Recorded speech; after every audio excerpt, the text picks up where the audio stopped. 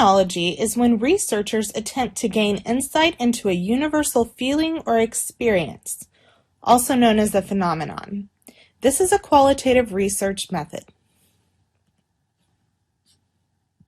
Listed here are some of the characteristics of qualitative research. In qualitative research, there are small sample sizes. Data is usually gathered from surveys, interviews, pictures, charts, and graphs, and observations, and is non-quantitative data. Data is considered emergent because it is helping to develop a narrative of experience that transitions us from an abstract understanding to a conceptual. The qualitative approach is intuitive in nature and expands the scope of research to finding out the why and how of things that happen in addition to the what, where, and when things happen. This characteristic of qualitative research causes the variable sampling for this type of study to be much smaller to work with than the larger and more complex samples used in quantitative researches. Let's explore the phenomenological research approach in greater depth. Ethan is a psychologist who is interested in studying how families of autistic children cope with the difficult news that their child has autism. Do they feel angry, scared? Do they turn to family for support or to medical professionals? Do they seek out parents of other autistic children to help them through it? Obviously, Ethan has a lot of good questions about how parents cope when they find out that their child has autism.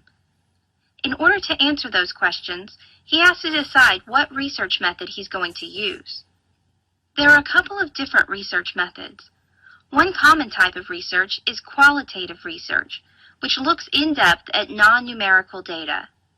For example, if Ethan interviews parents of autistic children, he'll have notes and transcripts of his interviews. How does he run statistical analysis on those? The answer is that he can't, because it is non-numerical data. He's chosen to do qualitative research. Let's look closer at one type of qualitative research, phenomenological research, and its strengths and limitations. Ethan knows that he wants to do qualitative research. He thinks that interviewing is the best way to go as far as his research study is concerned. So he decides to interview a bunch of parents of autistic kids. He's interested in how they coped with the news that their child had autism. Ethan is doing phenomenological research, which involves trying to understand the essence of a phenomenon by examining the views of people who have experienced that phenomenon. Think of the word phenomenon, and you'll be able to remember phenomenological. In Ethan's case, the phenomenon that he's interested in studying is that of learning that a child has autism. Of course, the phenomenon could be something else, like living through war or getting on the dean's list. A phenomenon could be almost anything. Phenomenology is interested in the individual experiences of people. It usually involves long, in-depth interviews with subjects, and sometimes researchers will interview the same subject several times to get a full picture of their experience with the phenomenon. In Ethan's case, he's interviewing the parents to see how they dealt with learning that their child was autistic. After the interviews are done, a phenomenological researcher like Ethan will look back through them, searching for patterns. Maybe several of the parents talk about how meeting other parents of autistic children helped them cope.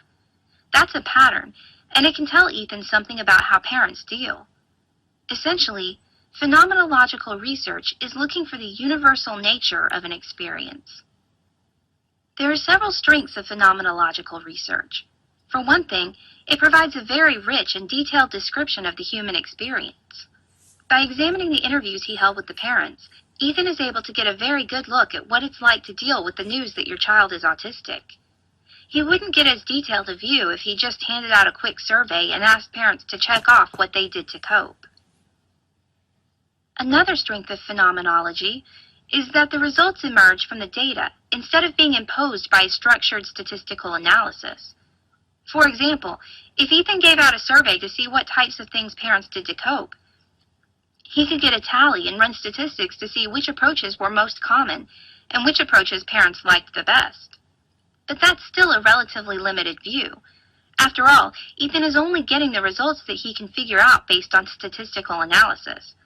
But with phenomenology, he is able to take a look at the big picture and notice trends emerging from the data. He doesn't have to pick a statistical analysis and run it. He can just look at the content of the interviews and see what emerges. But there are some limitations to phenomenological research as well. One major problem is that it depends upon the subjects being articulate about their experiences. But what if the parents Ethan works with are not well educated and don't have the skills to communicate well? That could lead to him not getting a good view of their experiences. Another weakness is that it requires researcher interpretation.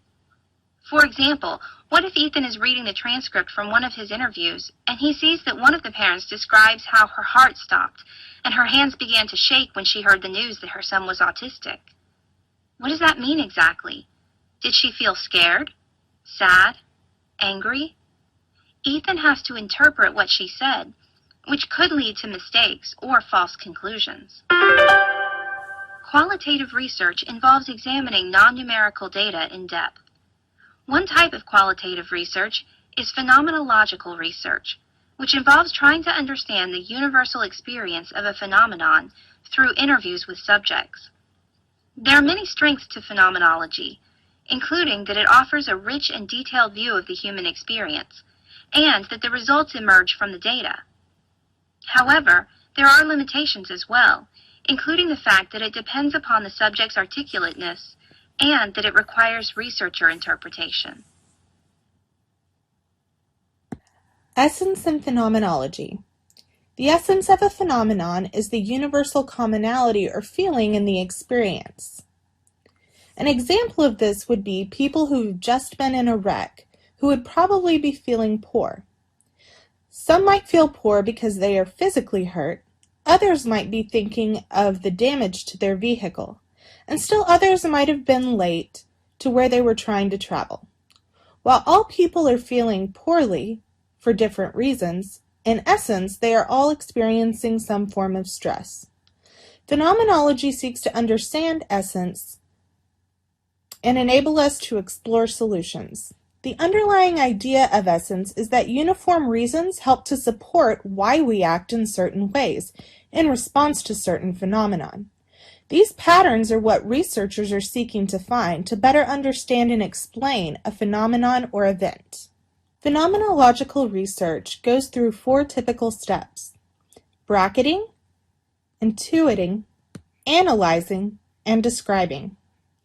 Bracketing can be one of the most challenging steps in the research process as it affects not only validity but also all other areas of the study. Let's take a closer look at what it means to bracket.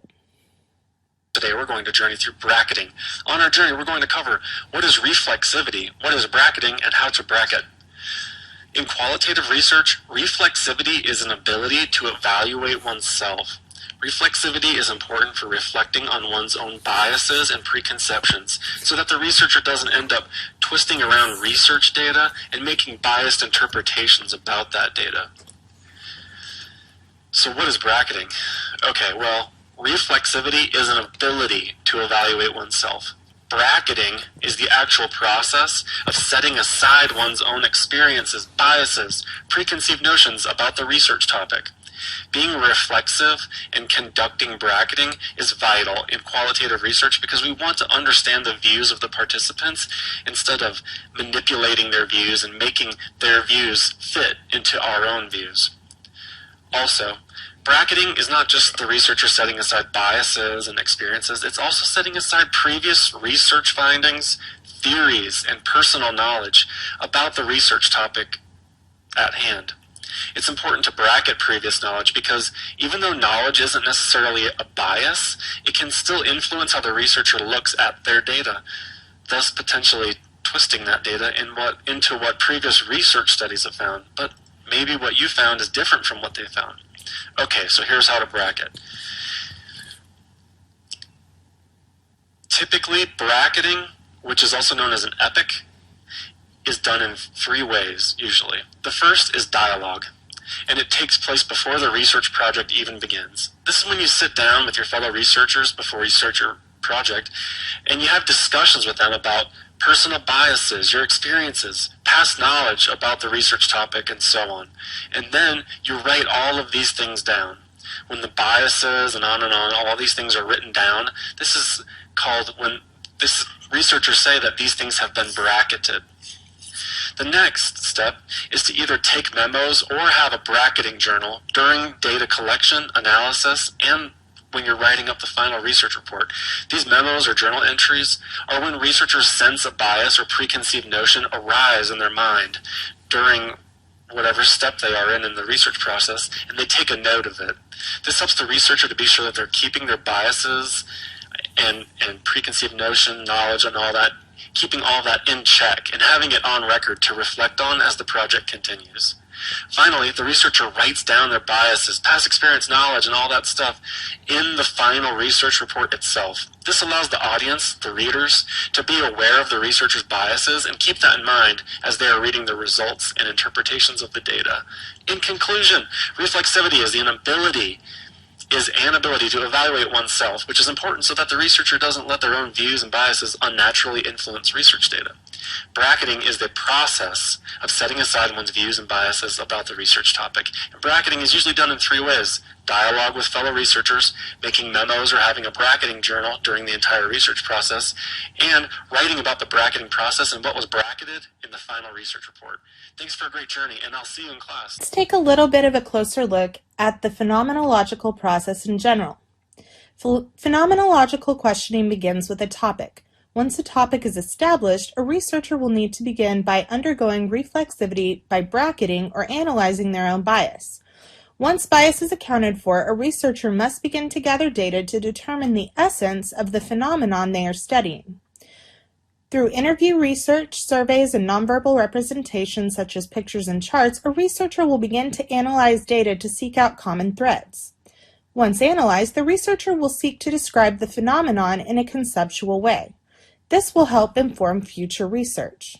Once the phenomenology research design has been established, a researcher must decide who will participate in the study. Non-probability sampling is the method of choosing a study sample in a non-random way. 3 common techniques of non-probability sampling are convenient sampling, which involves choosing a sample based on people who are readily available; quota sampling, which requires the researcher to set quotas based on the demographic information of the population; and purposive sampling, which involves choosing a sample based on the judgment of the researcher. 3 threats to phenomenology. Interpretation validity. To effectively interpret what has happened, the investigator will have to capture the observation as interpreted by the individual being researched. The primary threat to valid interpretation is imposing one's own meaning instead of the understanding and viewpoint of the individuals being studied. Researcher bias. Each and every investigator will have some kind of bias. Researchers must describe in their proposal the way they will take care of their individual biases to ensure they don't influence the conduct and findings of the study. Theory validity. Research workers need to ensure that they don't force the data to match a particular theory, nor can they ignore data that doesn't suit the theory. Descriptive validity. Research workers should record interviews accurately and completely. The investigator should make sure that the words and phrases documented are those of the person being observed and not a shorter form recorded by the observer. Advantages to phenomenological research include in-depth understanding of individual phenomena and data collected from individuals that is rich. Disadvantages include that it can be hard to completely eradicate researcher bias and that the data produced is oftentimes not generalizable. To recap, phenomenology is a qualitative research method concerned with gathering universal insight into a phenomenon. This universal insight is called essence. There are 4 steps in phenomenology design: bracketing, intuiting, analyzing, and describing. Participants are chosen through 3 non-probability sampling techniques: purposive sampling, quota sampling, and convenience sampling. The most prevalent validity threat is researcher bias. Advantageously, the research gathered is rich and offers in-depth analysis of individual phenomena. The greatest disadvantage is that it is often hard for the data to be generalizable, which makes attaining validity and reliability hard for researchers.